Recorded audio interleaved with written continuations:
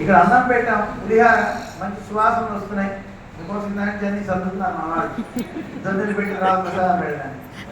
ఏకాదశి లేదు, ద్వాదశి లేదు, తినేయడమే కదా. అలా అందరూ రెడీ అవుతుంటారు కదా. అయితే ఇంటి దగ్గర ఇప్పుడే తిని వచ్చిన వాడికి తినాలనిపిస్తుందా? అమ్మ వద్ద ఈరోజు వద్దా, రేపు కాస్త తగ్గించుకొని వస్తా, అప్పుడు చూద్దాం అనుకుంటా. త్వర మీకు లేదండి, త్వర అయిపోతుంది. ఏ త్వర?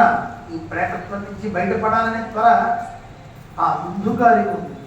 నీళ్లలో మునిగిన వాడికి బయటపడాలని ఉంటుందా, కొట్టుకున్న వాడికి ఉంటుందా? నీళ్లలో మునిగిన వాడికి బయటికి రావాలని ఉంటుంది. ఈ సంసారంలో బాధ అనుభవించే వాడికి తెలుస్తుంది, నేను ముక్తిని పొందాలి. ఇప్పుడు మనకి ఎవరికి తెలియదు. బాగా వృద్ధాప్యం వచ్చిన తర్వాత ఆ మంచంలో కొట్టు మిట్టాడుతుంటారు చూసారా, మనకి ఆ స్థితి రాకూడదు. దేవుడు దండం పెడుతుంది. ఆ స్థితిలో